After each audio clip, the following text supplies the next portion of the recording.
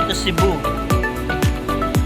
So later mag-vlog kami pag nandun na kami sa Cebu. Bye-bye. Guys, first ano pa lang namin yung baggage namin. Hand-carry, di natanggap. Yes, kasi meron. masyadong malaki. So, chinecking namin and we paid 800 plus. Yes, 870 something. Yeah, first offense. Yes, sumobra yung laki ng baggage namin. Dapat hand carry yun. So naging Over ang size. yes, nag-exceed yung size niya. Hindi namin alam na kasama pala yung gulong sa sukat. Pang international kasi yung luggage namin. So, see you So yun. guys. So mamaya sana wala ng problema. We're already boarding. Para hindi tayo mag-out. Okay, huwag ka magulo ng bibigyan.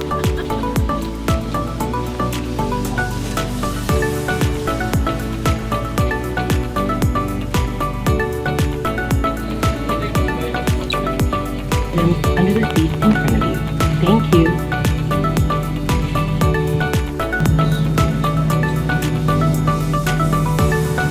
International Airport. For your safety, please remain seated until the seatbelt sign is switched off. Be careful when opening the overhead compartment. We're already touched down to Cebu. Hi guys, good morning. Ito na kami sa Right now, it's 5 o'clock in the morning. yes, alas 5 na ng umaga. Akdan International Airport. Yung Air Asia, yung may airplane natin. Ah.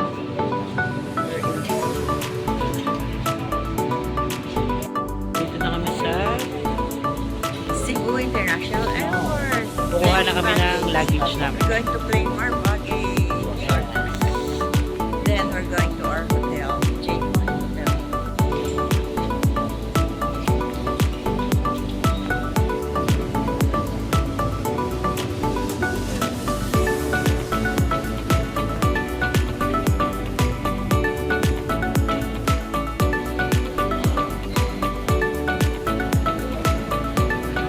Ngayon, nasa labas na kami at maghahanap na kami ng taxi.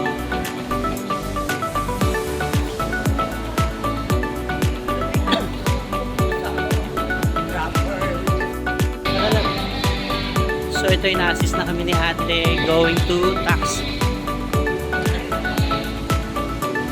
Sir, ang gagawin niya yan, sir, siguro, sir, mga 20 minutes na.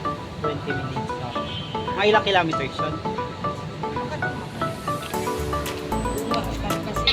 Kasi talaga, mami. Fixed rate. Ah, fixed. Oo. Ito yun po. Mactan Beach is mga... Pila ka kilometer, sir? Ikan diri, sir? Paingong G-Park, sir? Ha? 6 kilometers. Ano na? Basta may resibo. Yes po.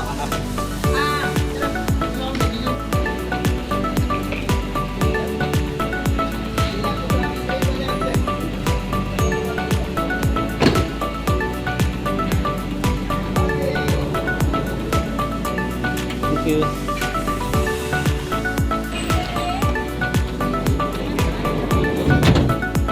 So nandito na kami sa van na service namin.